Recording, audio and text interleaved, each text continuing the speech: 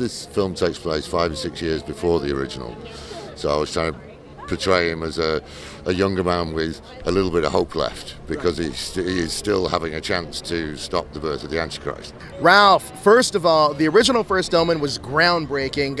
It's known for its chilling and sometimes controversial scenes. Tell me about your relationship with the original Omen.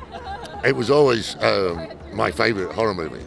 That, Rosemary's Baby and The Exorcist. I always loved those three original 70s horror movies above the ones that I kind of grew up with, which were more of the 80s ones, of Friday the 13th and all that, Halloween and all those kind of movies. I always preferred that kind of holy trinity of those three 70s movies. So yeah, getting to be involved with The Omen was such a buzz, and to play a character that already exists, who've been played by two of my favourite British actors of all time, Pete Postlethwaite in the remake and Patrick Troughton in the original. Yeah, it was incredible to get a chance to do that.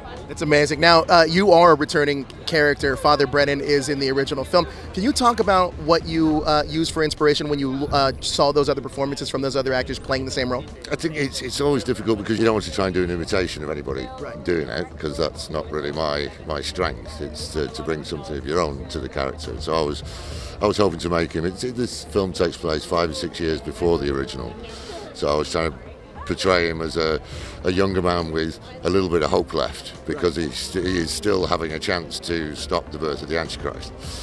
Obviously, by the time the original films happened, he's failed in that, so he's a little bit madder and a little bit more desperate. So hopefully there's a bit more hope to my Father Brennan.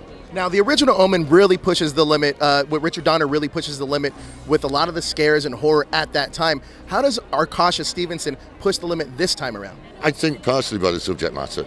Obviously, there's a very famous shot, or I think what will be a famous shot. There's been a lot of talk about it in the censorship things, about a shot of a vagina. So I think turning some of the horror and the body horror to women, I think, again, that gives us a different angle on the horror. Absolutely. Now, you're also going to be in another classic horror film coming up, Nosferatu. What can you tell me about Robert Eggers' version of Nosferatu that we're going to see soon? I'm very excited about that. He's been editing it in London, where I live, so I've been in the edit studio with him a couple of times, and it just looks absolutely stunning.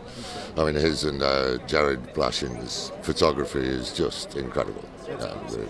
Well, thank you so much for your time, Ralph. I really appreciate it. Thank you.